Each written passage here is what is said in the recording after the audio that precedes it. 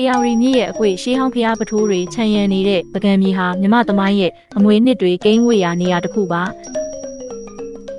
ဒီမြေနီလန်းတွေပေါ်မှာနှစ်ပေါင်း1000ကျော်တိုင်အောင်အမြင့်တွယ်ခဲ့တဲ့အမှုပညာတစ်ခုရှိပါတယ်အဲ့ဒါကတော့ဝါနီစိန်လေးတွေကနေအဖိုးတန်အမှုပညာပစ္စည်းအဖြစ်ပြောင်းလဲပေးလိုက်တဲ့ရွန်းထည်အတတ်ပညာပဲဖြစ်ပါတယ်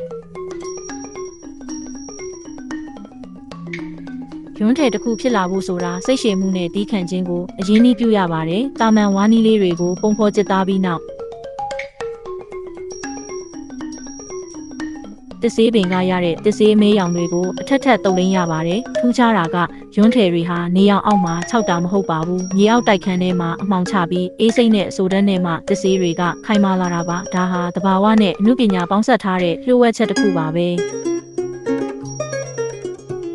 နှုတ်စိတ်ဆုံးအဆင့်ကတော့ကညစ်လေးနဲ့ပကြီးဖော်တဲ့အဆင့်ပါပညာရှင်ရဲ့လက်ဖြားမှာကနုတ်ပန်းတွေဇက်တော်တွေနဲ့မြမဟန်တွေဟာစာမျက်နှာထက်မှအသက်ဝင်လာပါတယ်။အနီစိမ်းဝါအယောင်ဆုံးဖြည့်သွင်းလိုက်တဲ့အခါမှာတော့မဲရောင်ရွန်းထည်လေးဟာကဘာကတိမှတ်ပြုရတဲ့လက်ရာမြောက်အမှုပညာပစ္စည်းတစ်ခုဖြစ်လာခဲ့ပါပြီ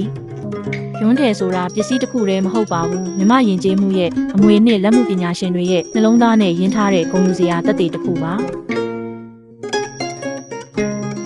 တွေဘလို့ပဲပြောင်းလဲသွားပါစေပကံရဲ့ဒီနုပညာဟာမြန်မာတို့ရဲ့ယင်ထဲမှာတော့အမြဲတမ်းတည်နေဦးမှာပဲဖြစ်ပါတယ်။ဒါကြောင့်မြန်မာတို့ရဲ့ရှေးဟောင်းအမွေနှစ်တစ်ခုဖြစ်တဲ့ရွန်းထည်အနုပညာကိုတန်ဖိုးထားထိမ့်သိမ်းစောင့်ရှောက်ကြဖို့တိုက်တွန်းလိုက်ပါတယ်။ယခုလိုဗီဒီယိုတွေကိုကြိုက်နှစ်သက်ရင်အကောင့်ကို follow လုပ်ထားပေးပါ။